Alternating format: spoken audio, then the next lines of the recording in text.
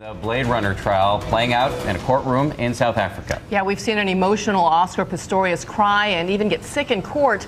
Well, now lawyers for the Olympian are aiming to show the investigation into the killing of model Reeva Steenkamp was bungled to the max, with a theft taking place right in the middle of the murder scene.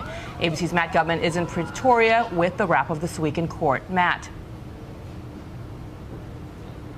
Good morning, Dan and Bianna. Every day here behind me in that courtroom, dozens of people showing up just to watch Oscar Pistorius walk out. South African TV has called this the trial of the century, every day delivering some shocking twist or turn. But the admission by the lead investigator that his men mishandled the possible murder weapon, maybe even stole Pistorius's watches, could change this trial.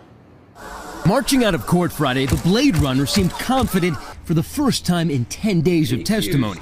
His defense team had spent the afternoon verbally bludgeoning the lead investigator in his murder trial, who, get this, admitted his team handled and moved the murder weapon without gloves. I asked him, "What are you doing?"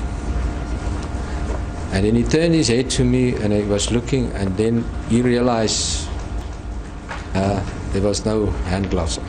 And he even suspected his own men of stealing not one, but possibly two of Pistorius' luxury watches. I said, "But I can't believe it. We were just there. How can this watch be gone?" Oscar Pistorius is fighting murder charges, but all week he's been unable to fight back the emotion. Nearly each time forensic photos of his blood-smeared bathroom were shown, he became physically ill.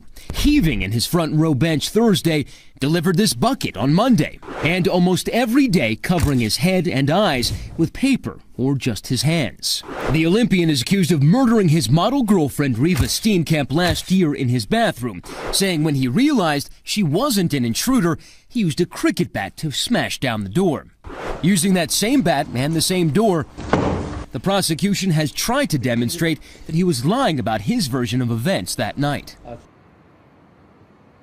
Now, that hasn't exactly worked for them, and right now what we're seeing is Pistorius' defense going on the offense, doing something I've never before seen happen in a trial before. They're asking the prosecution to bring to the stand the first cop on the scene, who they say will reveal even more police bungling. Dan, Bianna. They clearly see an opening here. Matt Gutman, thank you very much for your reporting this morning.